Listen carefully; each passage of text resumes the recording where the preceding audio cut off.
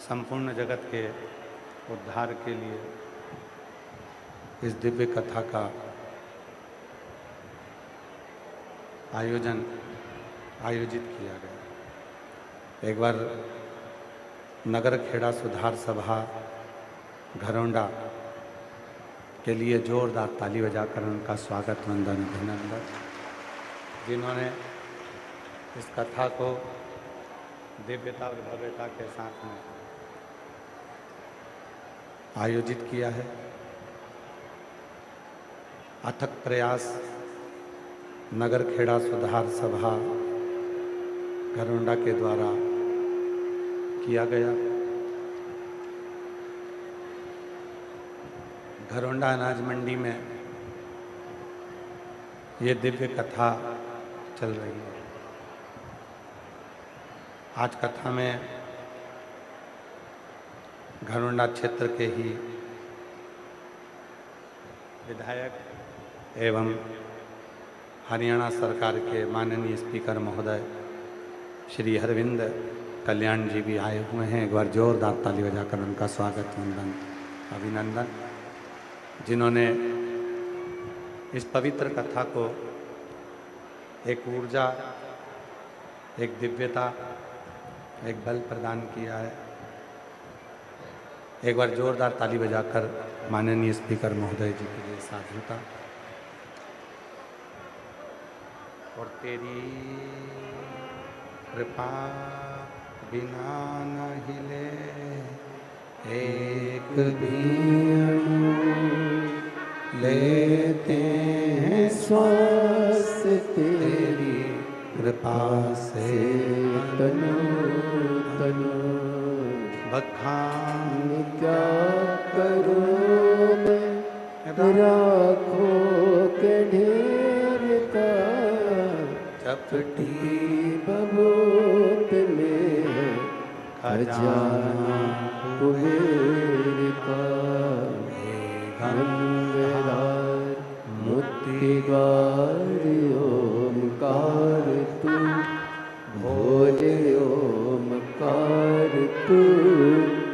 आयो शरण तिहारी शंभु तार तार तू। एक मानव का जीवन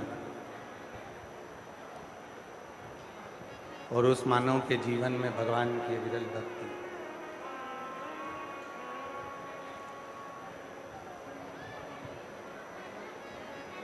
एक मानव का शरीर मिल जाना,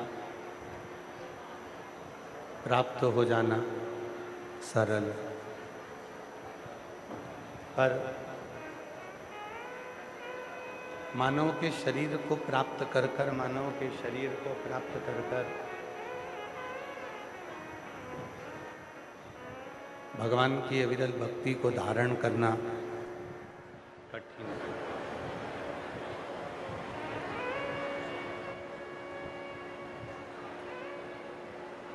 विश्वास, भरोसा किस पर करें और किस पर ना करें।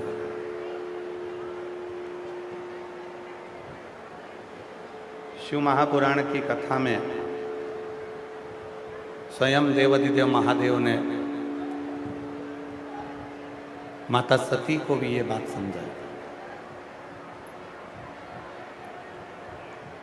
स्वयं भगवान शंकर ने ये बात कही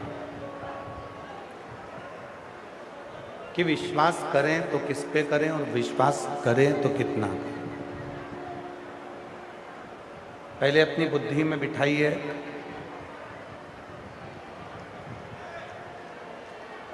कि विश्वास, आवाज नहीं आ रही है क्या? पहले अपने विवेक में बिठाइए, बुद्धि में बिठाइए कि विश्वास कोई दूसरी चीज नहीं है, विश्वास है शिव। विश्वास है अपना भरोसा, विश्वास है अपना शंकर।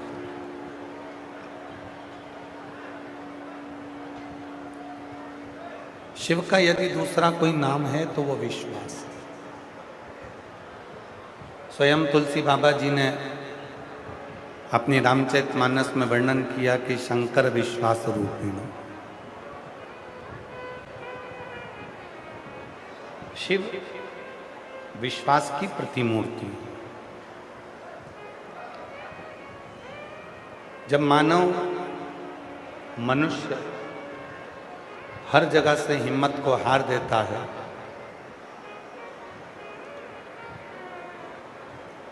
हर जगह से जब वो हताश हो जाता है, तब आखिरी में विश्वास की शरण में, शिव की शरण में जाता है।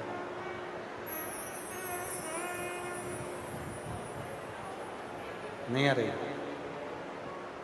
तब आखिरी में भगवान शंकर की शरण में जाता है। और जब शिव की शरण में वो पहुंचता है, तो उसके जीवन की सारी उलझनें, उसके जीवन के सारे दुख, उसके जीवन के सारे कष्ट अपने आप समाप्त होने लगते हैं, क्योंकि उसको भरोसा पूर्ण हो जाता है, विश्वास पूर्ण हो जाता है।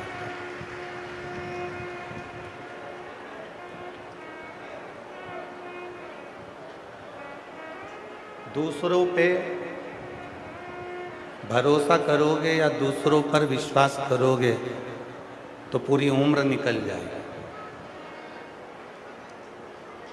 दूसरों पर यदि भरोसा किया, दूसरों पर विश्वास किया तो पूरी उम्र निकल जाएगी।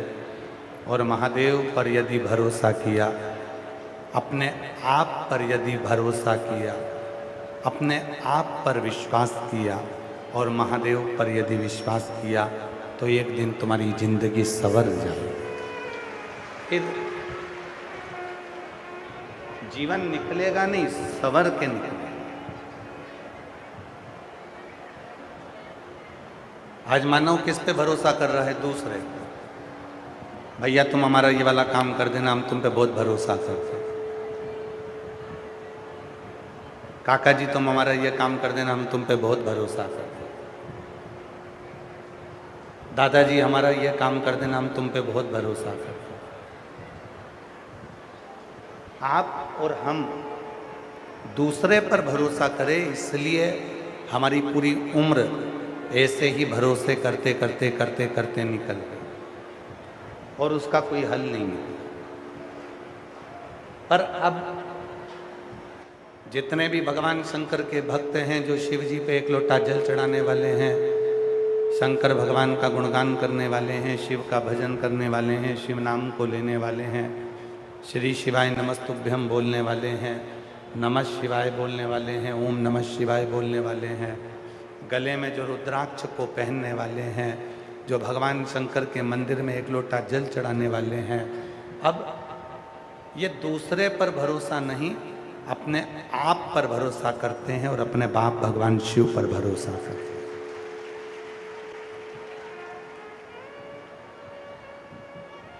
अब इनको मालूम है कि मैं खुद मेहनत करूंगा, मैं खुद परिश्रम करूंगा, और जब हम खुद मेहनत करेंगे, खुद परिश्रम करेंगे, खुद पढ़ेंगे, रात दिन एक करेंगे, तो हमको उसका फल तो मिलेगा।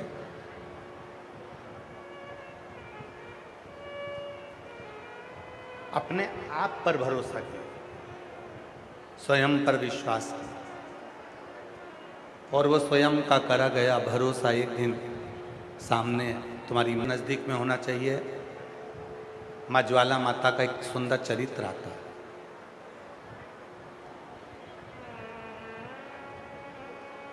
माँ ज्वाला देवी का एक सुंदर चरित्र है। एक बार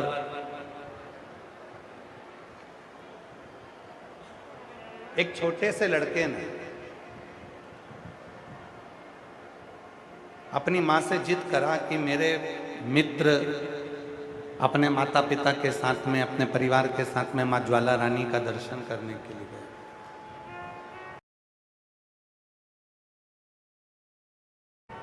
माँ ज्वाला देवी का दर्शन करने के लिए।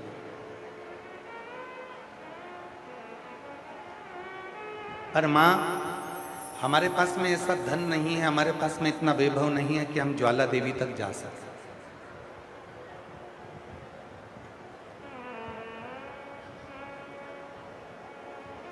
हमारे पास में इतनी दौलत नहीं है कि हम ज्वाला देवी का कोई टिकट बना सके, हम ज्वाला देवी तक जा सके।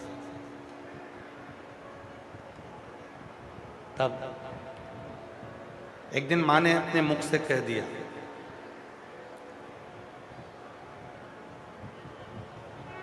कि शिव के मंदिर में जो ज्योति जलती है, शंकर जी के मंदिर में जो दीप जलाया जाता है, शंकर जी के मंदिर में जो ज्योत जलाई जाती है, शिव जी के मंदिर में जो दीपक लगाया जाता है, शिव जी के मंदिर में जो दीपक प्रज्वलित करा जाता है, वो स्वयं ज्वाला देवी ही है, शंकर की शरणागति में आकर खड़ी।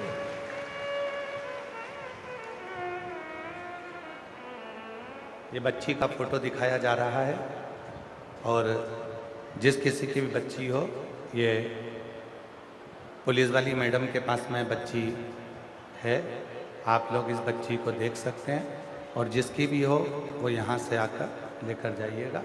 बच्ची का फोटो दिखा दीजिए, एक बार वापस दिखा दो।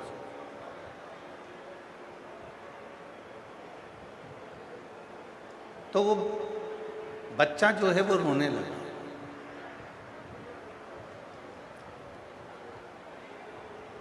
वो बच्चे की आंख में आंसू भर गए और मां ने कह दिया कि जो शिव के मंदिर में, उस बच्चे का फोटो दिखा दो, उनसे कहना चैनल वालों से,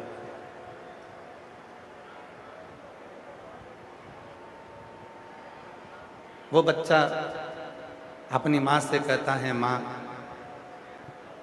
वो बच्चा अपनी मां से कहता है मां, मेरा पूरा परिवार माता ज्वाला रानी के दर्शन करने को गया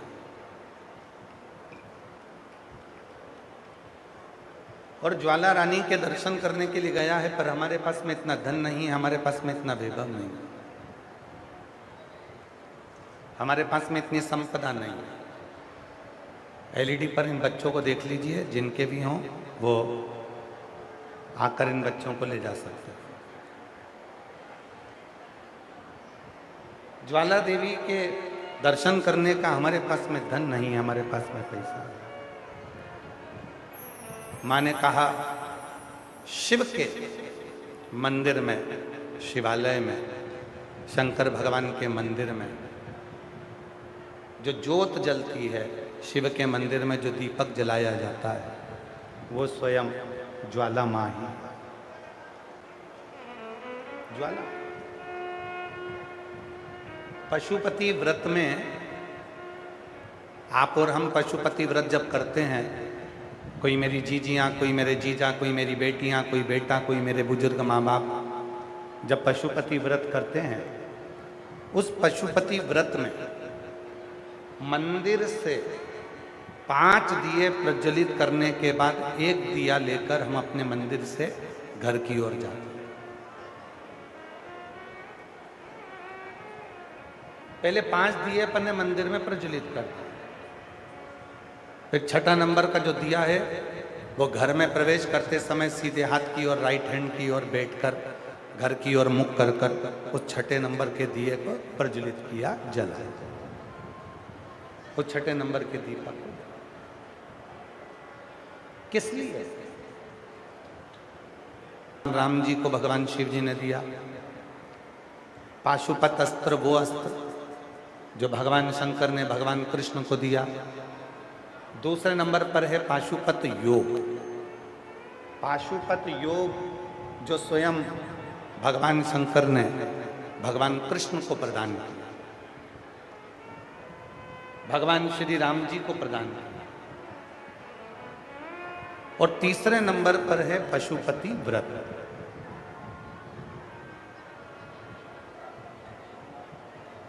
सारे देवताओं ने पाशुपत योग ले लिया, सारे देवताओं ने पशुपत अस्त्र ले लिया, अब बचा तो केवल एक पशुपति व्रत बचा। माता पार्वती जी ने हाथ जोड़कर शिव जी से कहा, देवताओं ने पाशुपत योग लिया है, पाशुपत अस्त्र लिया है, पर कली काल में, कलयुग में संसार का प्रत्येक मनुष्य दुखी होगा, कोई को शरीर में रोग होगा, कोई बीमारियों से ग्रसित होगा, कोई धन से दुखी होगा, कोई तन से दुखी होगा, कोई मन से दुखी होगा। इन संसार वाले जितने भी मनुष्य हैं, इन मनुष्यों का कलिकाल में उद्धार कैसे होगा? तो हे शंकर भगवान, आपसे निवेदन है, आपने पाशुपत शस्त्र आपने देवताओं को दिया, राम जी को दिया, कृष्ण जी को दिया। आपने पाशुपत योग भगवान कृष्ण को दिया, राम जी को दिया। पार्वती जी कहती हैं पर ये पशुपति व्रत आप किसी को मत दो। ये पशुपति व्रत कली काल में जो मनुष्य इसको करे उसकी मनोकामना पूर्ण हो जाए। ये व्रत उनको दीजिए, ये व्रत उनके लिए।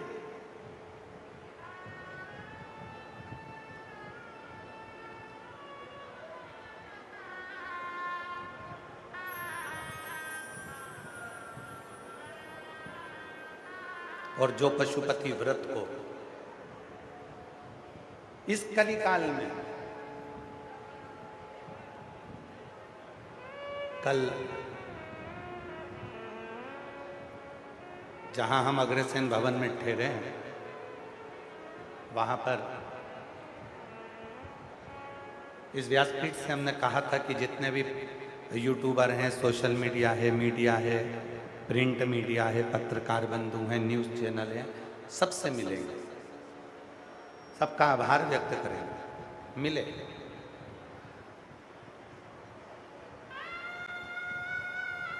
छत्तीस कौम के भी जो सदस्य आए उनसे भी मिलना होगा, क्योंकि 2 दिन हम मिलते हैं, 5वां दिन छठा। उसमें से एक पत्रकार बंधु ने बड़ा सुंदर प्रश्न किया कि श्री शिवाय नमस्तुभ्यम, ये मंत्र आज के समय में लोगों का कल्याण कर रहा है, इस मंत्र की प्रबलता क्यों? हमने कल भी कहा मीडिया के सामने और आज फिर कहते हैं, इस मंत्र को श्री वेद व्यास जी ने शिव महापुराण के अंदर विद्धेश्वर संहिता में लिखा, पर कली काल के लोगों ने शिव महापुराण को कपड़े में लपेटकर, कपड़े में मखमल के वस्त्र में बांधकर उन्होंने शिव पुराण को रख दिया था। वो शिव पुराण लोगों के हृदय में, उनके चित्त में इतनी जल्दी बैठ नहीं पाए। पर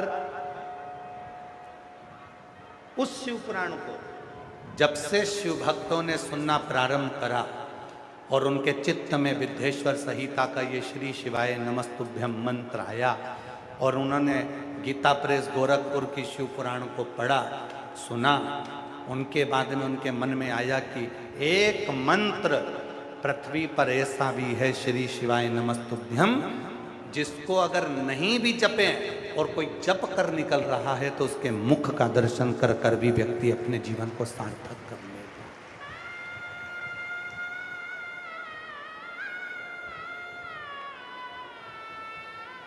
एक मंत्र है श्री शिवाय नमस्तुभ्यम, जप लो। कैसी भी दशा में हो, कैसी भी अवस्था में हो, अगर तुम्हारी चित्त में, तुम्हारी वृत्ति में श्री शिवाय नमस्तुभ्यम उच्चारण चल रहा है, तुम उसका स्मरण कर रहे हो, तो वो मंत्र तुमको तो सुख देगा ही देगा, पर तुम्हारे मुख का दर्शन भी अगर कोई दूसरा भी कर लेगा तो उसको भी सुख की अनुभूति हो जाएगी, उसको भी आनंद। ये वो मंत्र है, ये वो मंत्र। इस मंत्र की मूलता है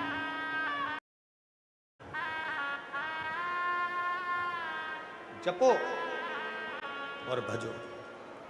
कितना अंतर है मंत्र में, जरा देखिए एक पत्र के माध्यम।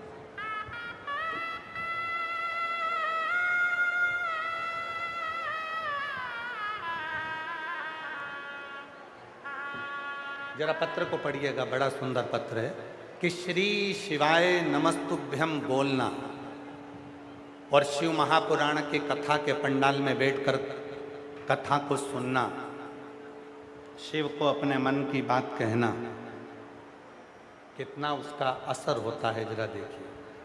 मेरा नाम अनीता है, मैं हरियाणा में हांसी जिला हिसार की रहने वाली हूँ। पत्र को आप लोग एलईडी पर पढ़ सकते हैं, आस्था चैनल पर पढ़ सकते हैं।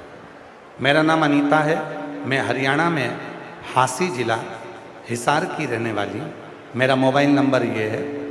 गुरुजी, मेरे लड़के की शादी 2019 में हुई थी और उसके घर में एक 4 साल का लड़का भी हो गया, लेकिन मेरे बेटे की बहू हमारे घर में रहना नहीं चाहती थी। 2026 में फरवरी में उसने मेरे बेटे से तलाक ले लिया। मेरे बेटे का तलाक हो गया, बहू अपने बेटे को लेकर चली गई, मेरा बेटा अकेला रह गया। तलाक लेकर चली गई, अपना सारा सामान वह भी लेकर चली गई।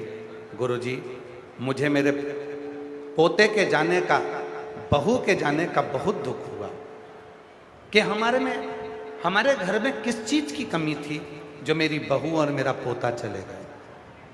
गुरुदेव, पोते की याद में और बहू की याद में मैं रात दिन रोती थी। फिर एक दिन ऐसा हुआ कि मेरी पड़ोसन ने कहा मेरी जेठानी से कि सीहोर वाला बाबा दिल्ली में आया है और दिल्ली में रोहिणी में कथा चल रही है। हमने सुना है कि अगर पंडाल में बैठकर जो मांगा जाता है वो मिलता है। बाबा, ऐसी बाबा ने कृपा कर दी कि मैं दिल्ली रोहिणी पहुंच गई और दिल्ली की रोहिणी में कथा सुनने के लिए गई और वहां केवल 2 दिन की कथा हमने रोहिणी में सुनी। गुरुजी, दिल्ली में कथा केवल 2 दिन की कथा पंडाल में बैठकर सुनी और बाबा से प्रार्थना की कि मेरा पोता घर वापस आ जाए, मेरी बहू वापस आ जाए। और गुरुजी, हम 2 दिन की कथा दिल्ली की रोहिणी में सुनकर घर आए और 2 दिन के ठीक बाद हम जैसे ही आए, लोगों के काम तो 3 महीने में बाबा करते हैं, मेरे तो आने के 2 दिन बाद मेरी बहू पोते को लेकर घर आ गई और पोते को लेकर घर आ गई और दोनों घर वापस आ गए। आकर मेरी बहू ने मुझे बोला कि मम्मी जी, मुझसे गलती हो गई थी, अब मुझे क्षमा करो और हम दोनों, हमारा जो तलाक हुआ है उसको कैंसिल करो और हम दोनों आपके साथ में रहना चाहते हैं। और अब मेरे बाबा की कृपा से मेरी बहू, मेरा पोता और मेरा बेटा सब साथ में रहते हैं। ये शिव कहीं बैठी हो। मेरा नाम अनीता, मैं हरियाणा में हांसी जिला हिसार की रहने वाली। गुरुजी, दुनिया के काम पंडाल में कथा सुनकर जाते हैं तो 3 महीने में होते हैं। मेरे तो पंडाल में रोहिणी में कथा सुनने के बाद 2 दिन में मेरा काम बाबा ने कर दिया।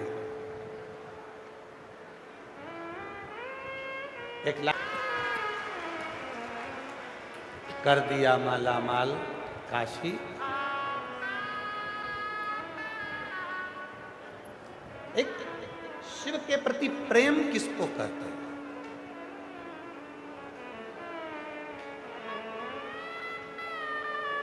विश्वास किसको कहते हैं? भरोसा किसको कहते हैं? दृढ़ता किसको कहते हैं? वो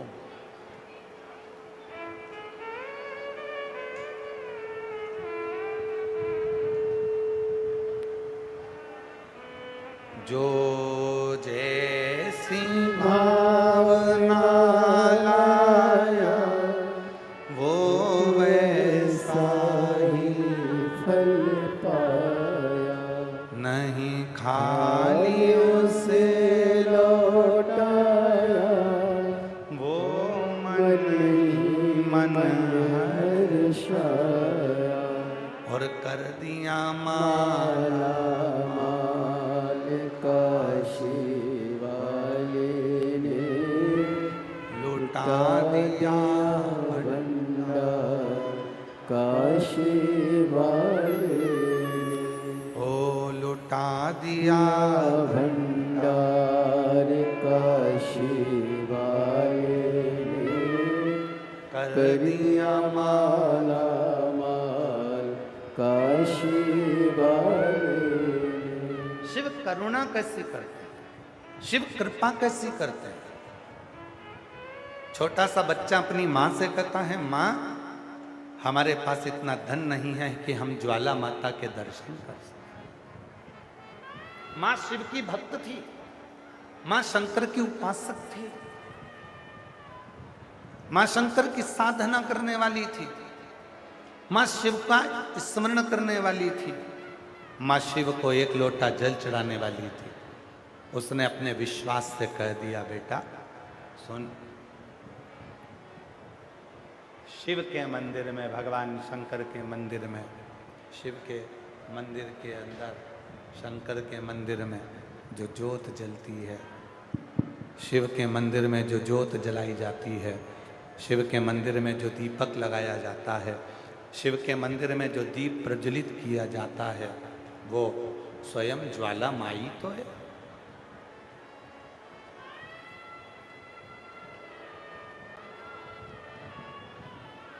कितने ज्योतिर्लिंग हैं? जम के बोलो, जम के। क्या बोलते हैं उनको? ज्योतिर्लिंग।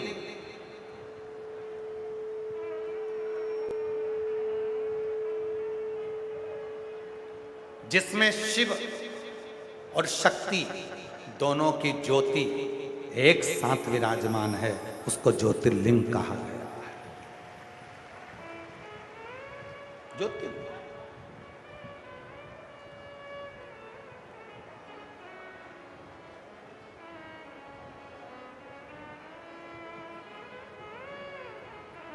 शिव और शक्ति दोनों हैं। आप लोगों में से देवघर कोई गया है? 12 ज्योतिर्लिंग में से एक ज्योतिर्लिंग है देवघर, बाबा बैद्यनाथ।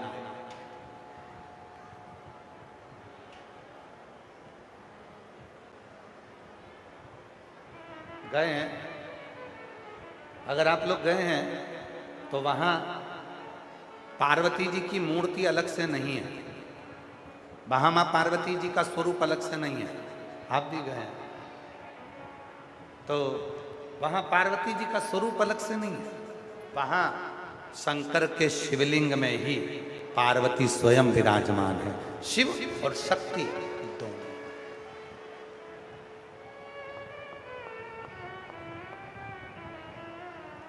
विश्वनाथ जाइए, 12 ज्योतिर्लिंग में से एक ज्योतिर्लिंग काशी विश्वनाथ, जहां पार्वती जी का स्वरूप अलग से नहीं है, अन्नपूर्णा का स्वरूप है, पर पार्वती मैया उस विश्वनाथ जी के साथ में, विश्वनाथ के शिवलिंग के साथ, ज्योतिर्लिंग के साथ विराजमान।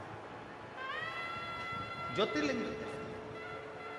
घर में भले गुरु देवता बैठे हों, अपने घर में भले देवी देवता बैठे हों, पर अपने घर में एक छोटा सा पाषाण का, पत्थर का, एक पारद का, स्फटिक का, कोई भी लकड़ी का, चाहे जिसका मर्जी हो उसका, तुम्हारे घर में एक छोटा सा शिवलिंग जरूर होना चाहिए। क्यों होना चाहिए? क्योंकि जिस घर में शिवलिंग होता है उसमें शंकर और पार्वती की ज्योति हमेशा रहती है, और जिसके घर में ये दो ज्योतियां हमेशा रहती है उसके घर में कभी विपदा नहीं आती है। और तकलीफ आ भी जाएगी ना तो थोड़ा समय लेकर चली जाए।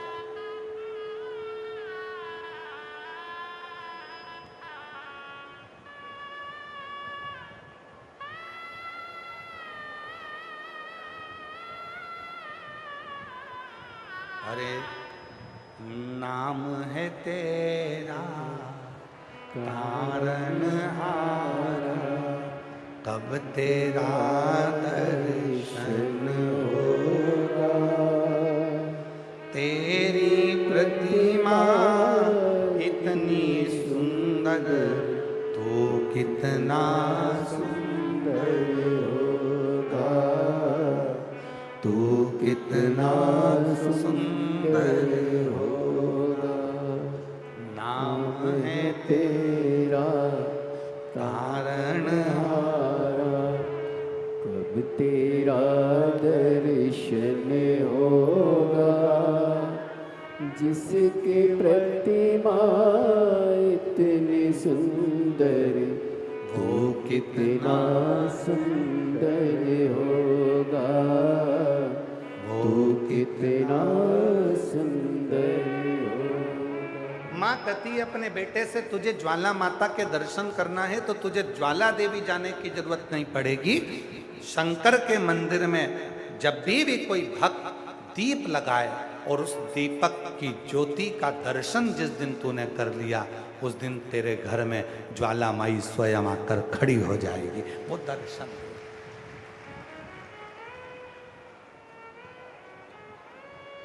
भक्त बावरा था, बच्चे ने मां की बात सुन ली,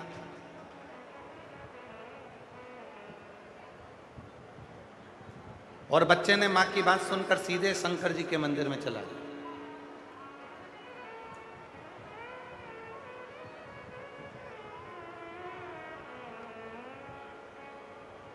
मंदिर में एक दीपक रखा था जो जल नहीं रहा था, बुझा हुआ था। शिव के मंदिर में एक दीपक रखा हुआ था जो बुझा हुआ था, जो जल नहीं रहा था, ठंडा हो चुका था, केवल उसमें बाती थी, वो भी आधी जली हुई।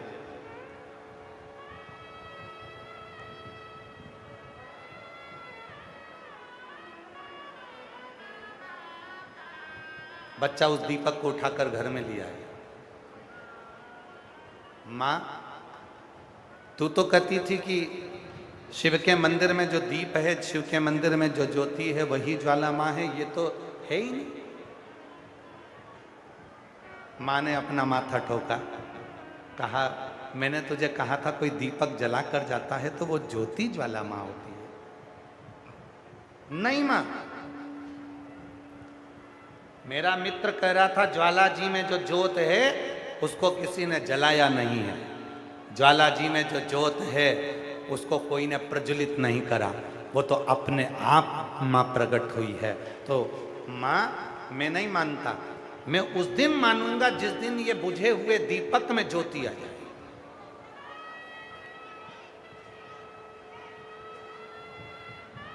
ये जो दीपक है जिसमें आधी जली हुई बाती है, जिस दिन इसमें ज्योत आएगी मैं उस दिन मान लूंगा कि मां मेरे घर में आ गई। दीपक रख दिया, मां की आंख से आंसू बहने लगे। मां दौड़कर शिव के मंदिर में एक लोटा जल चढ़ाने पहुंच गई, शिव की आराधना करने पहुंच गई। बाबा से कह दिया, बाबा मैं नहीं जानती, बच्चे के विश्वास को टूटना नहीं चाहिए, भरोसा टूटना नहीं चाहिए, आप संभाल लेना, आपको संभालना है। मैं कथा सुनने आई हूं दिल्ली रोहिणी में, मैंने सुना है सियोर वाला बाबा कथा कहता है और पंडाल में बैठकर जो मांगो वो मिलता है। अब मुझे ये देखना है कि मेरी बहू तो तलाक लेकर चली गई, वो आएगी कैसे? अच्छा, लोग मांगते भी ऐसा है कि पूरी पूरी परीक्षा लेते हैं। अब जो तलाक लेकर चली गई वो कैसे आ सकती है? पर उसने कहा कि मेरी बहू पोते को लेकर तलाक लेकर चली गई, मैं मानूंगी तब, वो सियोर वाले बाबा को भी नहीं मानूंगी अगर मेरी बहू नहीं आई तो। अब तलाक लेकर चली गई, वो कहां से आएगी? पर तेरी कृपा का क्या है भरोसा, कब किस पे हो जाए, जरा सी हम पर कर दो, जरा सी हम पर कर दो। तेरी कृपा का क्या है भरोसा, कब किस पर हो जाए, जरा सी हम पर कर दो, जरा सी हम पर कर दो। जिस पर भी हो गई तेरी कृपा करुणा, वो भव पार हुआ, भव पार हुआ। इस माँ ने कह दिया कि मैं नहीं जानती, मैं तो तब मानूंगी जब मेरी बहू और पोता आए। अब जो तलाक लेकर चले गए उसको वापस लाना बहुत कठिन काम है। पर 2 दिन की कथा सुनकर गई और बाबा ने कृपा कर 2 दिन बाद तो बहू और पोता दोनों घर पहुंच गए और तलाक अपनी जगह रखा कि रखा, तलाक अपनी जगह।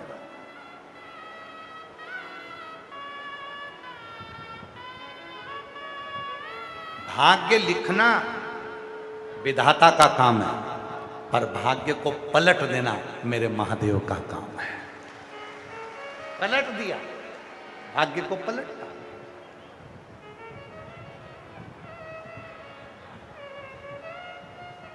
और पलटने की सामर्थ्य तक केवल उसी में।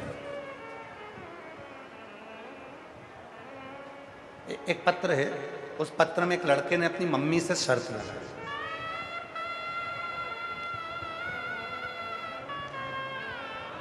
तेरी कृपा का क्या है भरोसा, कब किस पर हो जाए जरा सी हम पर कर दो। मेरा नाम मनीषा है, मेरे पति का नाम संजय राणा है। गुरुजी, मैं अराइनपुरा ग्राम जिला करनाल की निवासी हूँ। मेरा नाम मनीषा है, मेरे पति का नाम संजय राणा है।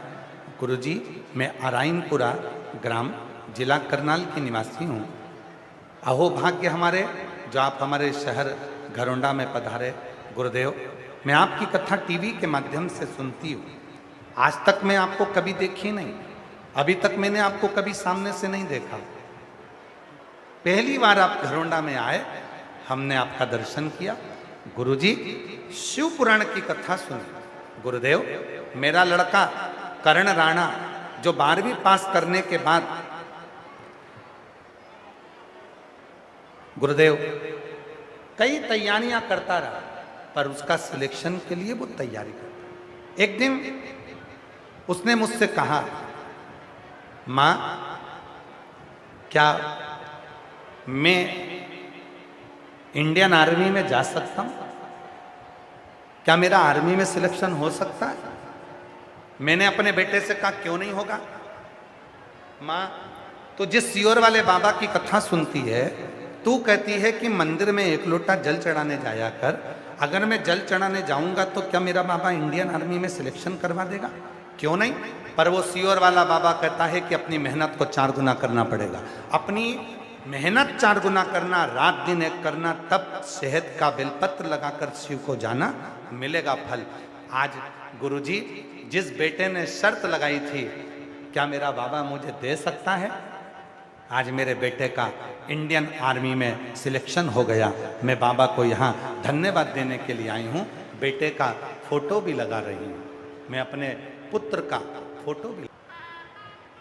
मेरे बेटे का 2 जगह सिलेक्शन हुआ, एक इंडियन आर्मी में, एक इंडियन एयरफोर्स के अंतर्गत। और आज मेरा बेटा इंडियन एयरफोर्स में नौकरी कर रहा है। शिव की कृपा से उसमें चुन लिया। ये शिव की उदाहरण। आप किसके भरोसे, आपका विश्वास कितना दृढ़ और आप किस पर भरोसा कर?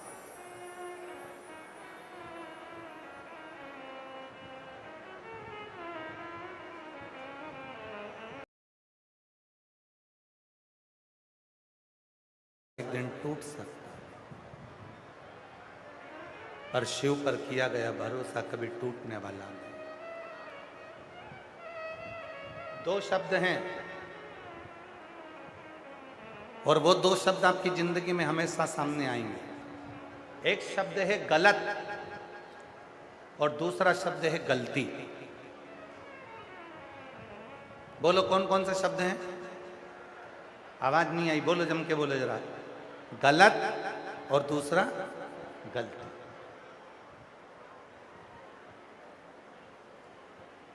ये 2 शब्द हैं। मेरे ओघड़दानी, मेरे शंकर भगवान, मेरे त्रिलोकी के नाथ, मेरे त्रिकालदर्शी, कैलाशी, अविनाशी। गलती करने वालों को क्षमा कर देते हैं, पर गलत करने वाले को कभी क्षमा नहीं करते। अब पूछोगे कि गुरुजी ये गलती और गलत में क्या अंतर? गलती हमेशा भूल से होती है, और गलत करने वाला व्यक्ति कभी भूल से गलत नहीं करता, वो गलत नियत से गलत करता है। इसलिए मेरा शंकर गलत करने वालों का कभी भला नहीं करता। गलती हो गई, कोई बात नहीं। दिए लगाने गई थी, दीपक लगाने में गलती हो गई, क्षमा। जल चढ़ाने में गलती हो गई, क्षमा। व्रत करने में गलती हो गई, क्षमा। पूजन करने में गलती हो गई, क्षमा। 13 जून को पुरुषोत्तम मास की जो शिवरात्रि और शाम को 7 बजे आप और हम सभी ऑनलाइन आस्था चैनल पर, यूट्यूब पर, फेसबुक पर ऑनलाइन अपने घर में पार्थिव शिवलिंग की पूजन करेंगे। सब अपने अपने घर में पूजन करेंगे।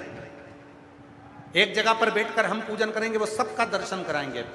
और 5 चीजें आपको पहले बता चुके हैं, जो चढ़ाने वाली चीजें हैं वो भी बता दी है। और पूजन की सामग्री की लिस्ट भी तुम्हें टीवी के माध्यम से मिल जाए, सोशल मीडिया के माध्यम से मिल।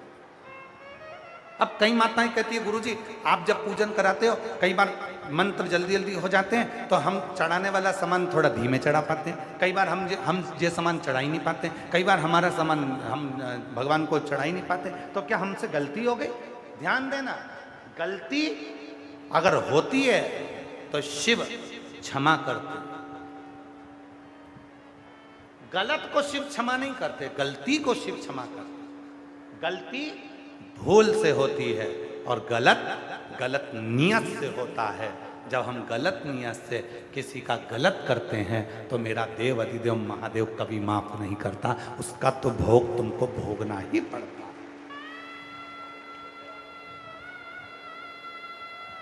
उसका भोग तो तुम्हें भोगना पड़ेगा।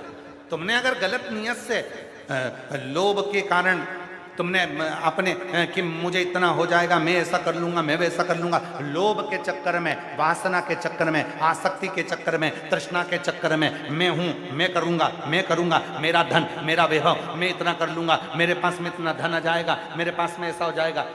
जब व्यक्ति गलत नियत से कुछ करता है तो मेरा शंकर कभी उसका साथ नहीं देता। और गलत नियत से करने वाला व्यक्ति जब गलत करता है तो एक ना एक दिन उसकी ऐसी दशा होती है कि मरते दम तक वो ये भूल नहीं पाता कि मैंने जिंदगी में ये बहुत बड़ा गलत काम कर दिया है।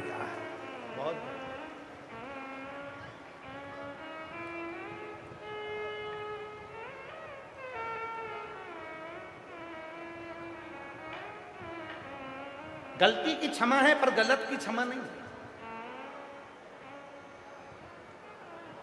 कितना सुंदर कहा है शिव महापुराण में। देवऋषि नारद तो तप करे थे, देवऋषि नारद ने तो तप किया था, देवऋषि नारद ने तो कामदेव पर विजय प्राप्त करी थी। और देवऋषि नारद कामदेव पर विजय प्राप्त कर सीधे शंकर जी के पास पहुंच गए। और शंकर जी से जाकर देवऋषि नारद ने कहा कि मैंने कामदेव को जीत लिया और तुम कामदेव को नहीं जीत पाए। अब देवऋषि नारद को कौन समझाए कि शंकर भगवान कामदेव को देखकर अपने नेत्र को खोल दिए। शंकर भगवान ने कामदेव पर विजय प्राप्त नहीं करी, उन्होंने अपने नेत्र को खोला। क्यों खोला? ये देवऋषि नारद को समझाने वाला कोई नहीं था। अगर देवऋषि नारद एक बार शंकर जी से पूछते कि भोलेनाथ मैंने कामदेव पर विजय प्राप्त करी और तुम काम पर विजय प्राप्त नहीं कर पाए, तुमने कामदेव ने तुम्हारी समाधि को तोड़ दिया, तपस्या को तोड़ दिया, मैं कामदेव पर जीत ले ली मैंने और तुम कामदेव को नहीं जीत पाए।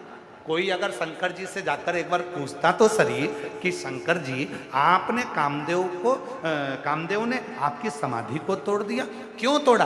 तो शंकर भगवान की कथा समझाती है, नारद जी ने जैसे ही कहा कि मैंने कामदेव पर विजय प्राप्त कर ली और तुमने कामदेव पर विजय प्राप्त नहीं करी, तब स्वयं नंदी ने नारद जी से कहा, नारद तूने ये बात बहुत गलत कह दी, बहुत। तू नहीं जानता कि शंकर भगवान ने कामदेव को देखकर अपने नेत्र क्यों खोले? क्योंकि शंकर भगवान है सती के पति और कामदेव है रति के पति। सती और रति ये दो सगी बहन हैं। माता सती ने अपने पति से वचन लिया था, जब मेरे रिश्तेदार आए तो उनका आदर करना। शंकर भगवान को लगा कि मेरी साली का पति आया है। शंकर भगवान को लगा मेरी धर्मपत्नी सती की बहन का पति आया है कामदेव, अगर मैं आदर नहीं करूंगा तो ये तो ठीक नहीं होगा। शिव जी ने अपना नेत्र खोल दिया। कामदेव को लगा कि मैंने शंकर जी को हरा दिया, पर शिव जी ने अपना संबंध निभाया, शिव ने अपना रिश्ता निभाया,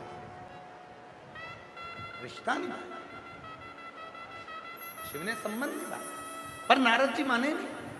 नारद जी ने शंकर भगवान से कहा मैंने कामदेव को जीत लिया, आप कामदेव को नहीं जीत पाए। अगर जीत भी गए थे तो ये कहने की जरूरत क्या थी कि तुम नहीं जीत पाए। शंकर भगवान प्रसन्न हो गए, बारे बार नारद जी तुमने कामदेव को जीता। शिव जी ने गले में से रुद्राक्ष की माला निकाली और तुरंत देवऋषि नारद को पहना दी। धन्यवाद।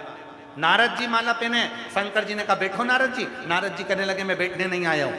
तब भगवान शंकर ने हाथ जोड़कर देवऋषि नारद को प्रणाम कर कर कहा नारद तुम जा रहे हो, हाँ, पर एक बात याद रखना, जो तुमने मुझसे कहा ये बात तुम भगवान विष्णु से मत कहना। नारद जी को लगा कि मैं अपनी प्रशंसा नहीं करूं, इनको तो मुझसे जलन हो रही है, ईर्ष्या हो रही है। नारद जी बाहर निकले, गले में से रुद्राक्ष की माला निकालकर जमीन पर फेंक दी। नंदी ने वो माला उठा ली और शिव जी के दी गई। रुद्राक्ष की माला को जैसी नंदी ने उठाई, शंकर जी के पास में लेकर गए। भोलेनाथ जी ने देखा नंदी ये मेरे गले की माला तो मैंने नारद को दी थी, फिर ये माला तेरे पास कैसे आ गई? नंदी ने कहा बाबा ये माला नारद जी जमीन पर फेंक गए थे। ओ ला मेरी माला मुझको दे दे, ये माला मुझे दे दे। शिव जी ने माला हाथ में ली, नंदी के सामने साक्षी कर दी। सुन नंदी, संसार का मनुष्य, देवता, गंधर्व, अप्सरा, किन्नर, नाग, पशु, पक्षी, संसार का कोई भी मनुष्य जब तक उसके गले में रुद्राक्ष रहेगा तब तक शंकर उससे कदम से कदम मिलाकर उसको मंजिल तक पहुंचा देगा। ये रुद्राक्ष उसको मंजिल तक दे देगा। बड़ी खुशी होती है जिनके गले में लाल धागे में पड़ा हुआ एक रुद्राक्ष होता है। सीहोर का रुद्राक्ष जब उसके गले में पड़ा हुआ होता है लाल धागे में तो बड़ी खुशी होती है।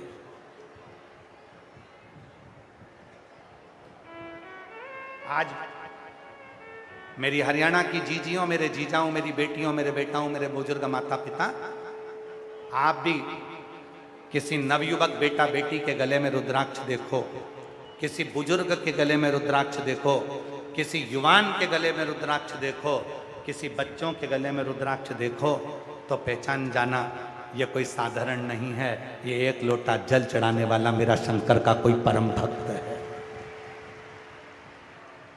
देश और विदेश के शिव भक्त भी इस कथा को सुन रहे हैं। हम धन्यवाद देते हैं आज के समय के जो कलाकार हैं, कुछ कुछ सीरियल, कुछ कुछ फिल्मों का निर्माण कर रहे हैं, उनको भी धन्यवाद देते हैं कि वो अपने गले में एक रुद्राक्ष पहनते हैं और पहने हुए रुद्राक्ष को जनमानस में प्रेषित करते हैं कि रुद्राक्ष का फल किया। एक रुद्राक्ष, रुद्राक्ष आपके पास में है, आपकी जिंदगी में वो सफलता ही देगा, सुख ही देगा, आनंद ही देगा। रुद्राक्ष की माला फेंक कर देवऋषि नारद चले गए। भगवान विष्णु के यहां पहुंच गए। श्रीमन नारायण, श्रीमन नारायण। भगवान विष्णु ने देखा देवऋषि नारद जी आए, प्रणाम किया। नारद जी आइए, बैठिए। नारद जी बैठे। शिव जी के घर पर नारद जी नहीं बैठे थे, नारद जी बैठे।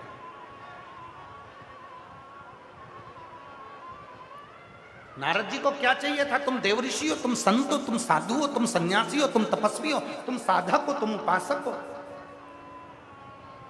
एक बड़े जो बहुत बड़ा संत होता है, साधु होता है, सन्यासी होता है, तपस्वी होता है, साधक होता है, उपासक होता है, सबसे पहले उसका एक लक्षण होना चाहिए कि उसमें गरीब और अमीर के भेद को मिटा देना चाहिए। मैं माननीय स्पीकर महोदय यहाँ बैठे हैं, हम अपनी व्यासपीठ से महाराज जी कभी भी किसी की भी तारीफ नहीं करते, पर आज ये व्यासपीठ आपको देखकर खुश होती है कि इतना बड़ा हरियाणा के स्पीकर महोदय का पद आपके पास में होने के बाद भी आप जब परसों आए थे तो सारे भक्तों के साथ उनकी भीड़ में जाकर बैठे थे और आज भी उनके साथ में बैठे। हम आपको उसके लिए साधुता देते, हम उसके लिए आपको साधुता देते। एक बार माननीय श्री हरिवंद कल्याण जी के लिए एक बार जोरदार ताली बजाकर साधुता, आपको उस चीज के लिए साधुता देते जहां गरीब और अमीर का भेद मिट जाए, जहां छोटे और बड़े का भेद मिट जाए, तो समझना कि जिंदगी का सबसे सुंदर आनंद प्राप्त हुआ है, श्रेष्ठ व्यक्ति का संग प्राप्त हुआ। आज के जमाने में बड़े बड़े लोग, केवल इंसान ही नहीं, बड़े बड़े संत भी, गुरु भी सेलिब्रिटियों को बुलाने में लगे हुए हैं। अच्छे अच्छे लोगों को अपने पास आना चाहिए, धनपति आना चाहिए, करोड़पति आना चाहिए, खूब खूब धनवान आना चाहिए, जिसकी खूब खूब पहचान हो वो आना चाहिए, कोई हीरो हीरोइन आना चाहिए, कोई ये आए कोई वो। आज के ज़माने में लोग उनको बुलाने में लगे। पर कभी मौका मिल जाए, जिंदगी का सबसे बड़ा सुख याद रखना, आप जितने बड़े ओहदे पर पहुंच जाओ, उतने बड़े ओहदे पर पहुंचने के बाद गरीब और अमीर तुम्हें एक जैसे लगने लगे तो समझ लेना कि जिंदगी का सुख तुम्हारे साथ। जिंदगी का सुख सब बराबर, सब सम, सब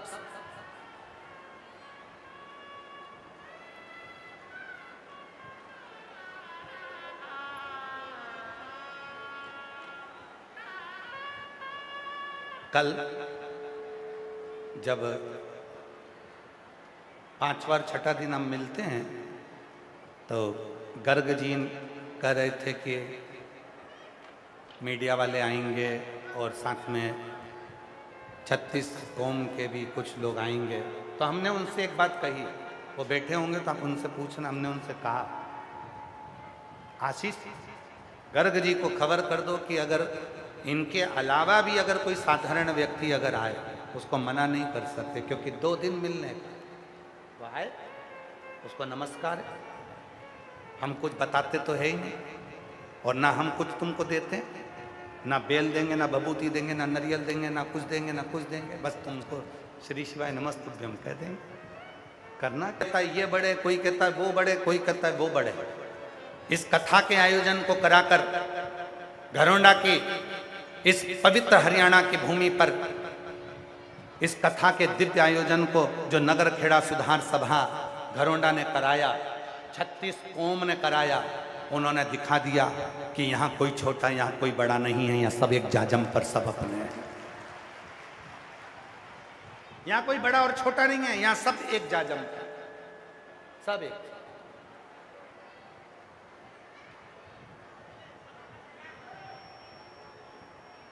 जो जैसी भावना, बोलो बोलो बोलो सब बोलो, वो वैसा फल पाया और नहीं खाली से लौटाया, वो मन ही मन हर्षाया और कर दिया माला माल काशी वाले ने लुटा दिया भंडार काशी वाले ने। आज दुनिया के लोगों में ये भाव समता का होना चाहिए। ब्राह्मण, क्षत्रिय, वैश्य और शूद्र चारों, हमारे यहाँ ये नहीं कि ये बड़ा, चारों श्रेष्ठ। ये जो पोथी रखी है ये 4 पाए पर रखी है। हम बैठे हैं ये 4 पाए पर बैठे हैं। ब्राह्मण भी है, क्षत्रिय भी है, वैश्य भी है, शूद्र भी है। ये 4 चौकी के 4 पाए हैं जिस पर ये शिवपुराण रखी है। उसी तरह सब बराबर, सबकी समता, सबका सम्मान, सबका आदर है, सबको प्रणाम।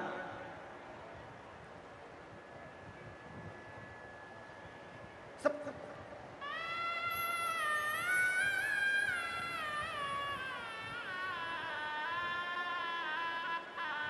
कोई छोटा कोई बड़ा नहीं। मन के भेद को मिटाओ और सब एक हो जाओ, सब एक। देव ऋषि नारद के मन में आया, उन्होंने भगवान विष्णु के पास में जाकर बैठ गए भगवान नारायण ने उनको स्थान दिया, बैठे। शंकर जी क्या नहीं बैठे? भगवान नारायण ने उनको माला पिनाई, उन्होंने पहनी, फेंकी नहीं। शिव जी ने रुद्राक्ष की माला पिनाई तो फेंक दी।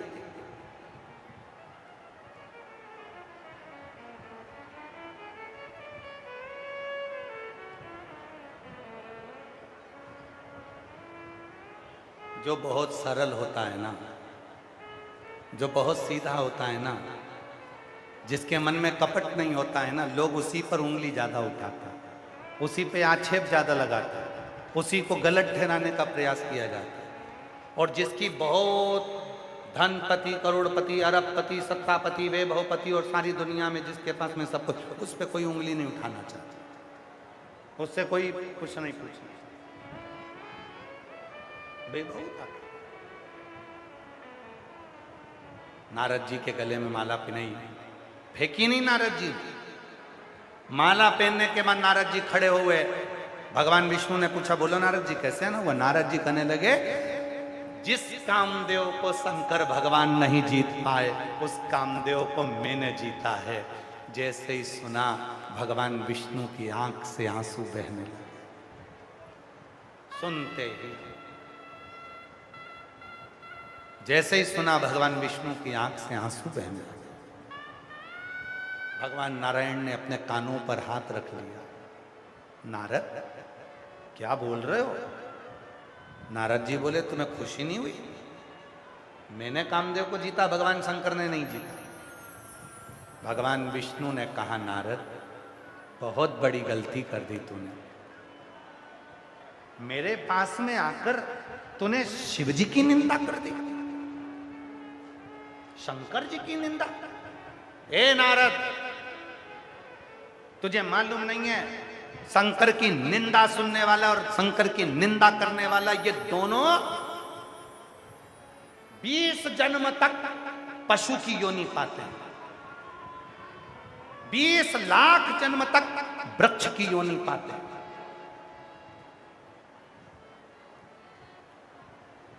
शिव की निंदा करने वाला और शंकर के लगेगा, और मैंने निंदा सुनी इसलिए मेरा घोड़े का मुंह लगेगा, मेरा हयग्रीव अवतार होगा, और तुझे बंदर का मुंह लगेगा। रामचरितमानस में वर्णन आता है, देव ऋषि नारद को बंदर का मुंह लगा।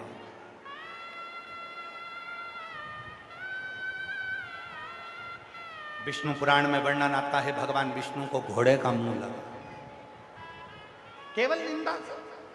और मेरी जीजियों, मेरे जीजाओं, मेरी बेटियों, मेरे बेटाओं, मेरे बुजुर्ग माँ बाप, जितने कथा में आए हो, जितने टीवी पर कथा सुन रहे हो, जितने एलईडी पर सुन रहे हो, जितने मोबाइल पर सुन रहे हो,